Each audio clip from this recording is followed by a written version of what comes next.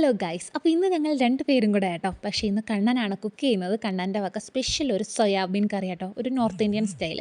അപ്പോൾ ആദ്യം തന്നെ നമുക്ക് ഇതിനകത്തോട്ട് സോയാബീൻ എടുത്തിട്ട് അതിനകത്ത് കുറച്ച് ചൂട് വെള്ളവും ഉപ്പും കൂടി ഇട്ടിട്ട് നമുക്ക് ഒരു 15 മിനിറ്റ് ഇതൊന്ന് മാറ്റി വെക്കാം കേട്ടോ. അപ്പോൾ 15 മിനിറ്റ് എന്നാണ് ഈ പറയുന്നത്. ആ സമയം കൊണ്ട് നമുക്ക് കുറച്ച് തൈര്, അധികം പുളിയില്ലാത്ത തൈര് എടുക്കാം. അതിലോട്ട് നമുക്ക് കുറച്ച് മസ്റ്റർഡ് ഓയിൽ ഒഴിച്ച് കൊടുക്കാം കേട്ടോ. അതായത് നമ്മുടെ കടുകെണ്ണയില്ലേ, അതും കൂടി ഇട്ട് മിക്സ് ചെയ്യുക. അതിനുശേഷം മസാല ഇടുക കേട്ടോ. മഞ്ഞൾപ്പൊടി, മുളക് പൊടി, മല്ലിപ്പൊടി, പിന്നെ കുറച്ച് ജീരകം പൊടിച്ചതും, പിന്നെ ആവശ്യത്തിന് ഉപ്പും കൂടി ഇട്ടിട്ട് നന്നായിട്ട് മിക്സ് ചെയ്തങ്ങ് മാറ്റി വെച്ചേക്കാം. അതിനുശേഷം നമ്മൾ ആ 15 മിനിറ്റ് മാറ്റി വെച്ചേക്കുന്ന നമ്മുടെ സോയാബീൻ ഉണ്ടല്ലോ, അതെടുക്കുക. എടുത്തതിന് ശേഷം നന്നായിട്ട് അതിൻ്റെ വെള്ളം പിഴിഞ്ഞെടുക്കണം.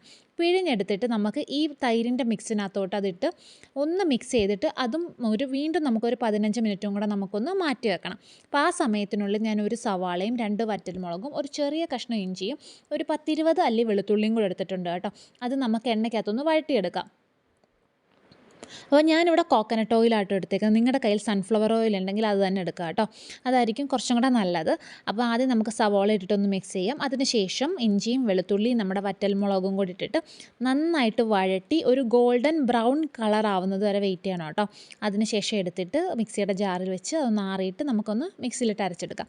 ആ സമയത്ത് നമുക്ക് അതേ പാനിൽ തന്നെ കുറച്ചും കൂടെ ഓയിൽ ഒഴിച്ചിട്ട് നമ്മുടെ സ്പൈസസ് ഉണ്ടല്ലോ, കറുകപ്പട്ട, ഗ്രാമ്പൂ, ഏലക്ക, ബേ ലീഫ്, പിന്നെ അതുപോലെ തന്നെ കുറച്ച് ജീരകവും കൂടി ഇട്ടിട്ട് പൊട്ടിക്കുക.